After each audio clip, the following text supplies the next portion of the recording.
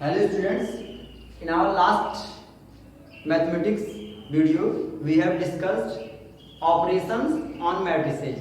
अपने last video में हम लोगों ने मैट्रिसेस के ऊपर ऑपरेशन कैसे अप्लाई करते हैं ये पढ़ा था। उसमें दो ऑपरेशन पढ़ा था, एडिशन और सब्ट्रैक्शन, और एडिशन की क्या क्या प्रॉपर्टी होती है, commutative, associative, identity and inverse, ये चार प्रॉपर्टी के बारे में भी पढ़ा था।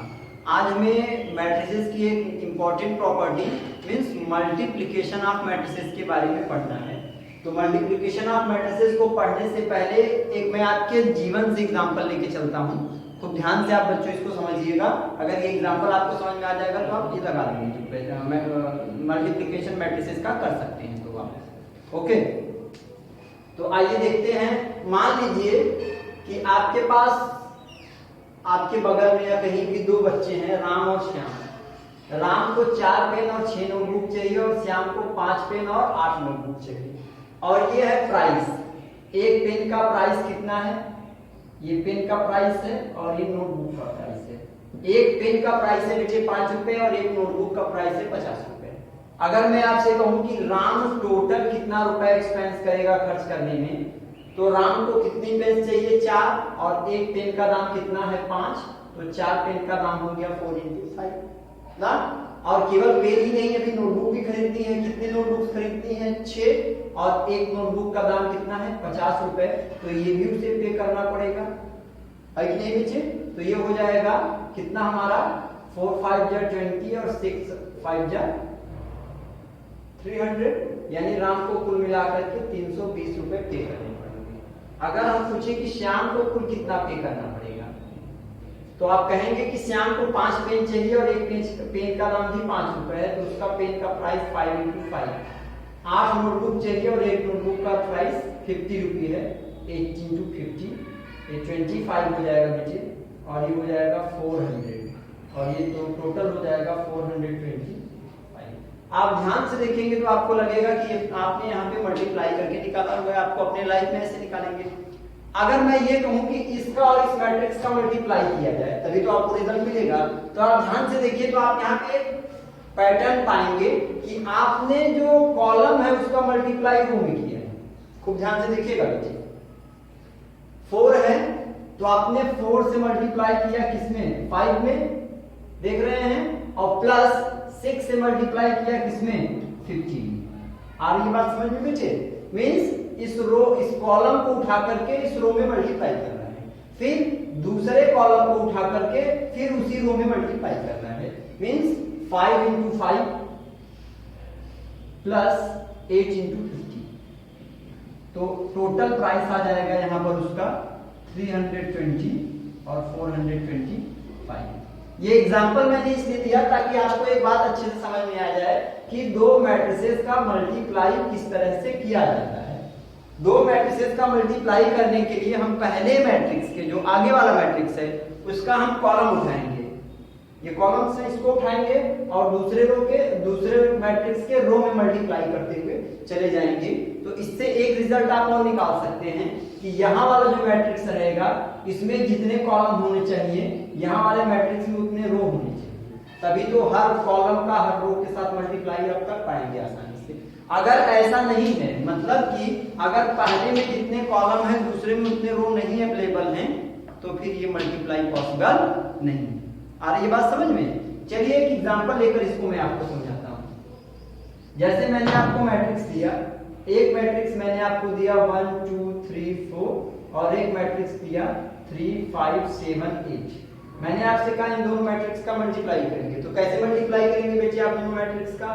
पहले के कॉलम को उठाना है। आई रिपीट, जो आगे वाला मैट्रिक्स होगा उसके कॉलम को उठाना है, मींस इसको उठाना है और इसके रो को उठाना है। मतलब 1 का मल्टीप्लाई बेटे किसके साथ हो जाएगा? 3 के साथ, प्लस जोड़ करके 2 का मल्टीप्लाई किसके साथ हो जाएगा? 7 के साथ हो जाएगा। आ रही बात समझ में? और अब हम इसी रो को उठाएंगे, सॉरी इसी कॉलम को उठाएंगे और किसके साथ मल्टीप्लाई करेंगे? रो के साथ मल्टीप्लाई करेंगे। तो ये पहला वाला हमने उठा के मल्टीप्लाई इसके साथ कर लिया है बच्चे। अब इसी को उठा करके मल्टीप्लाई यहाँ वाले के साथ करना होगा। आई रिपीट, यही वाला उठा करके, ये पहली रो बोलिए या कॉलम्स के एलिमेंट बोलिए, आप इसको उठा करके मल्टीप्लाई यहाँ पे कर देंगे और यहाँ लिख देंगे उसको 1 इंटू बचे 5 प्लस 2 इंटू 8। आ रही है बात समझ में? अब हम इस दूसरी वाली रो को उठाकर यहाँ से ये जिसको कि हम कॉलम्स कह सकते हैं उठा करके और यहाँ वाले एलिमेंट के साथ वापस मल्टीप्लाई करेंगे। Means 3 into 3 plus 4 into 7। आ रही बात समझ में? फिर इसी को उठा करके मल्टीप्लाई इस वाले में करेंगे 3 इंटू 5 प्लस 4 इंटू 8। आई बात समझ में?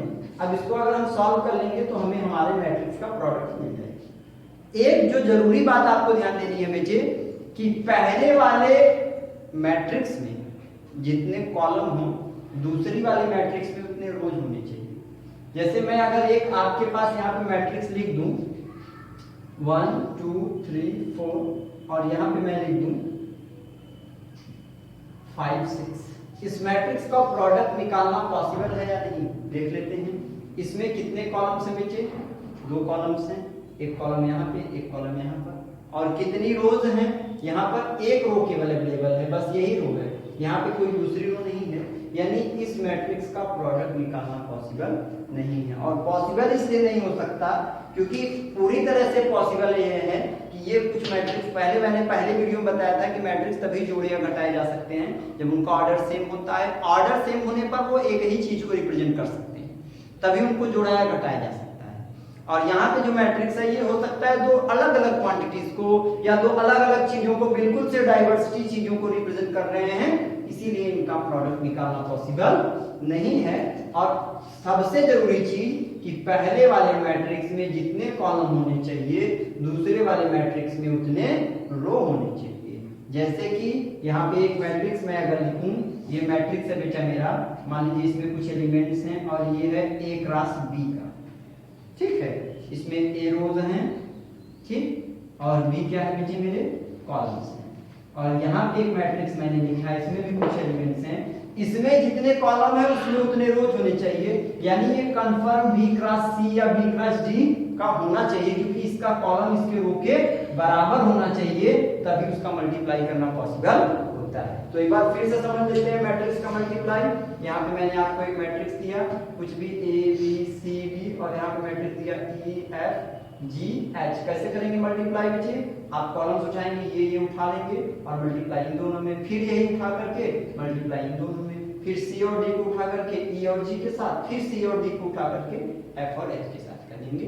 तो इस तरह से हम 2 मैट्रिक्स का प्रोडक्ट निकाल सकते हैं। और कब निकाल सकते हैं 2 मैट्रिक्स का प्रोडक्ट? आई रिपीट, जबकि आगे वाले मैट्रिक्स का नंबर ऑफ कॉलम्स दूसरे वाले मैट्रिक्स के नंबर ऑफ रोज के बराबर होना चाहिए। मींस ये कॉलम पहले वाले का दूसरे के रो के इक्वल ही होना चाहिए, तभी उनका प्रोडक्ट निकालना पॉसिबल होता है। हाँ, इसके रो और उसके कॉलम यहाँ पे कुछ हमको मिलने की जरूरत नहीं है। अगर इनका रो और उसका कॉलम अलग अलग है तो भी चलेगा, लेकिन इसका कॉलम और दूसरे मैट्रिक्स का रो इक्वल होना चाहिए। आई बात समझ में? तो इस तरह से हम 2 मैट्रिक्स का प्रोडक्ट फाइंड करते हैं। तो हम लोगों ने बच्चों समझा कि 2 मैट्रिसेस का मल्टीप्लाई कैसे करते हैं। अब हमें 2 मैट्रिसेस के मल्टीप्लाई की प्रोडक्ट मल्टीप्लिकेशन प्रॉपर्टी को पढ़ना है। तो प्रॉपर्टी सेम है, associative law of multiplication follow करता है कि A B C का प्रोडक्ट A और B का मल्टीप्लाई करके तब C का मल्टीप्लाई करें और B और C का मल्टीप्लाई करके तब A का मल्टीप्लाई करें। लेकिन इसमें एक कंडीशन है बच्चे कि यहाँ जो प्रोडक्ट मिलना चाहिए वो number of rose number of column के बराबर होना चाहिए, मतलब वो इक्वलिटी बनी रहनी चाहिए, निश्चित होनी चाहिए इक्वलिटी, तभी जाकर के ये इस लॉ को फॉलो करेंगे। दूसरा ये है बेटे distributive law. Distributive law of multiplication over addition, इसे ऐसे भी बोला जाता है कि B प्लस C, B और C दोनों जोड़कर तब A से मल्टीप्लाई कर दे, या फिर A B का मल्टीप्लाई कर ले और A और C का मल्टीप्लाई कर दे, दोनों को जोड़ दे, दोनों ही कंडीशंस में रिजल्ट सेम आएगा। सेम यहाँ पे भी लिखा गया है।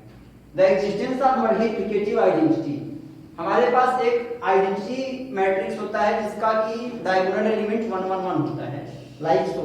ये 1 0 0 1, ये 2 क्रॉस 2 का हो गया बच्चे, और ये 3 क्रॉस 3 का हो गया आइडेंटिटी मैट्रिक्स।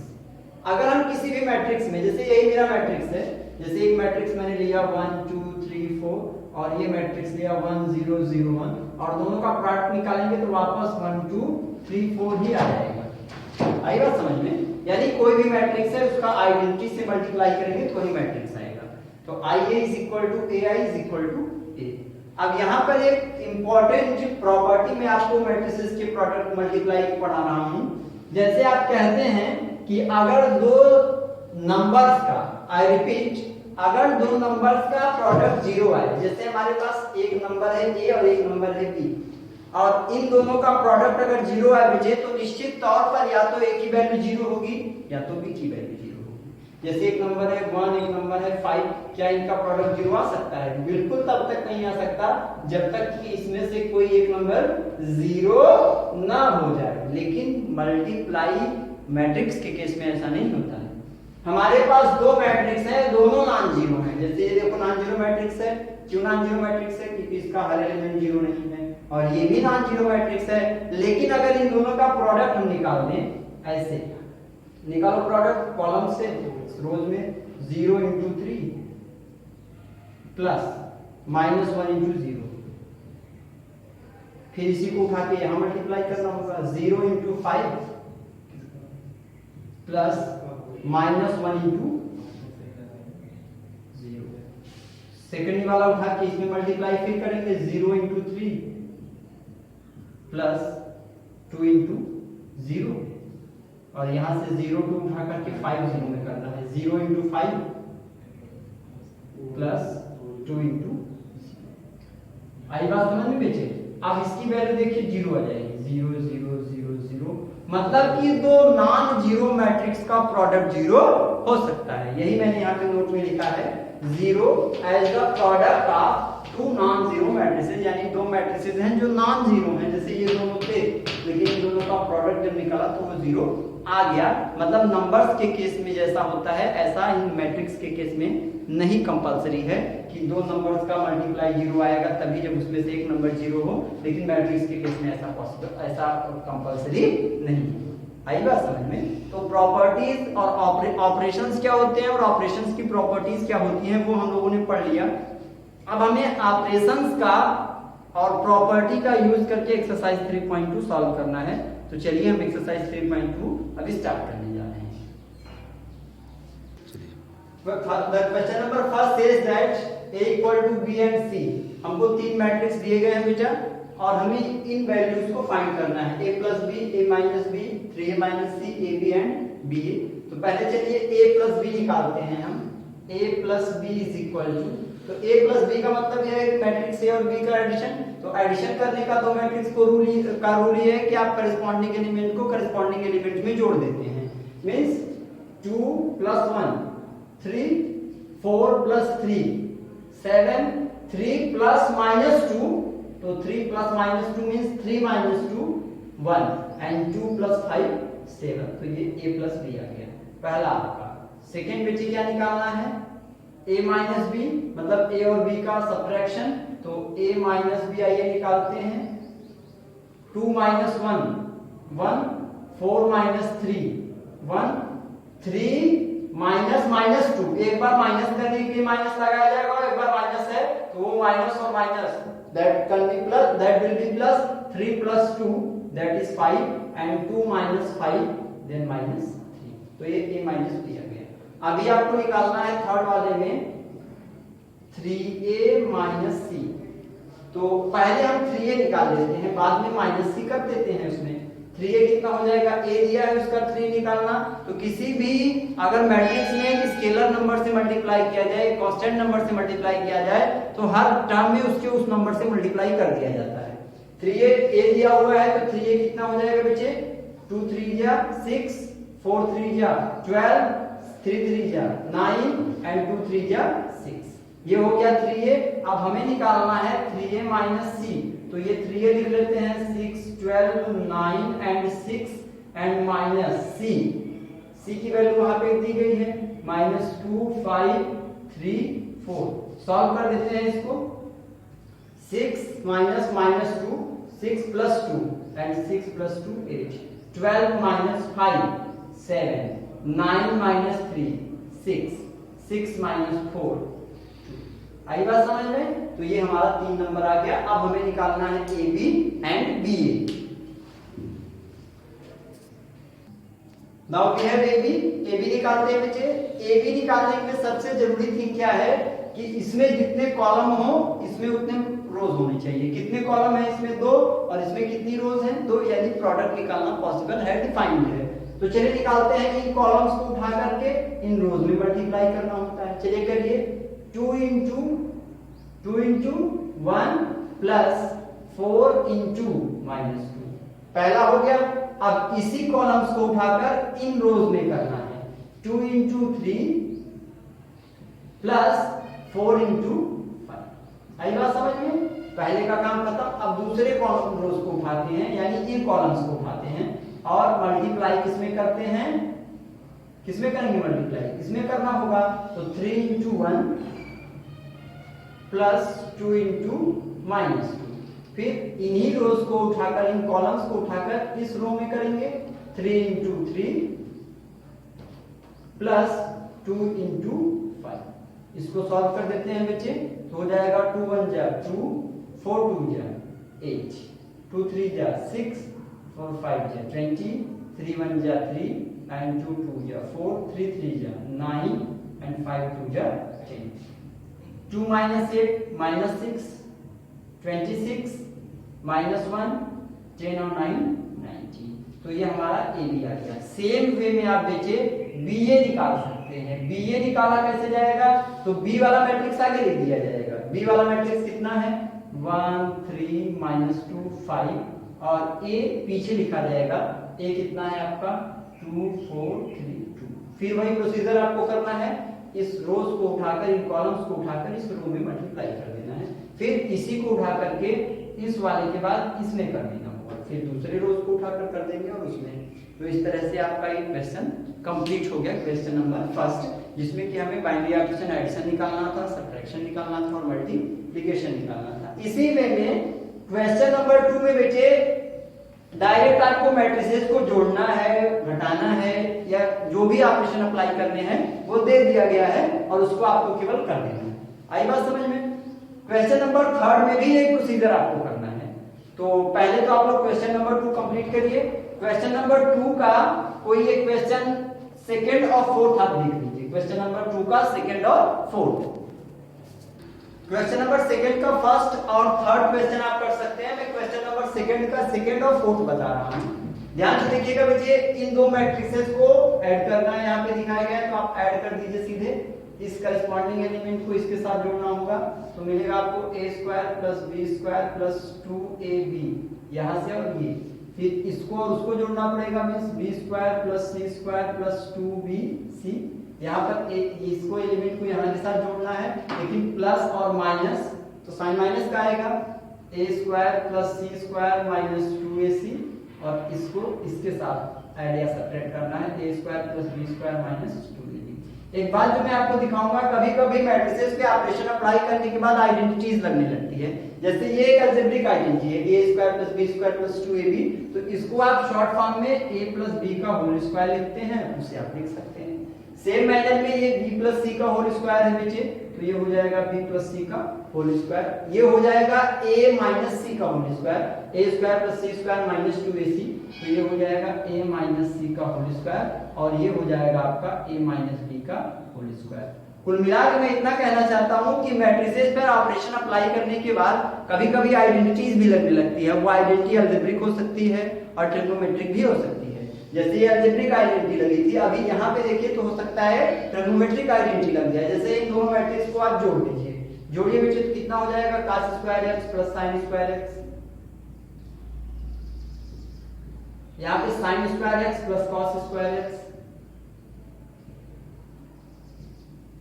यहाँ पे sin² x + cos² x, और ये cos² x + sin² x। तो अब देखिए, आपने एक अलजेब्रिक ट्रिग्नोमेट्रिक आइडेंटिटी पढ़ी है, हुई है कि sin² θ + cos² θ = 1। तो यहाँ पे हर जगह वही आइडेंटिटी लगेगी। cos² θ + sin² θ 1, ये भी 1, ये भी 1 आपका, और वहां भी 1। यहाँ पे तो आइडेंटिटी जो लग रही थी, चाहे वो अलजेब्रिक हो बेटे, चाहे वो ट्रिग्नोमेट्रिक आइडेंटिटी हो, वो बहुत सिंपलेस्ट आइडेंटिटी थी, बहुत इनिशिएटिव आइडेंटिटी थी, जो आपको पढ़ाई गई थी अर्लियर क्लासेस में। कभी कभी ये ऑपरेशन अप्लाई करने के बाद यहाँ जो नंबर्स मिलती हैं उस पे कुछ बड़ी बड़ी ट्रिग्नोमेट्रिक आइडेंटिटीज लगती हैं। जैसे हो सकता है sin 2 थीटा का कोई फार्मूला अगर यहाँ बने तो वो लग जाएगा, cos 2 थीटा का फार्मूला बन जाए sin a plus b cos a plus b या sin a minus b cos a minus b. ऐसी रेफरेंस बुक्स में ऐसे क्वेश्चंस दिए गए हैं जिसमें कि ऑपरेशन अप्लाई करने के बाद बड़ी बड़ी ट्रिग्नोमेट्रिक आइडेंटिटीज लगती हैं, sin 2 थीटा cos 2 थीटा या sin a plus b sin a minus b ऐसी आइडेंटिटीज भी लग सकती हैं। तो वहां भी आप उन आइडेंटिटीज को लगाएंगे तो आपका आंसर मिल जाएगा। आई बात समझ में? तो इस तरीके से क्वेश्चन नंबर 2 तक हम लोगों ने कंप्लीट कर लिया है। अब आगे क्वेश्चन नंबर 3 हम लोग देखेंगे।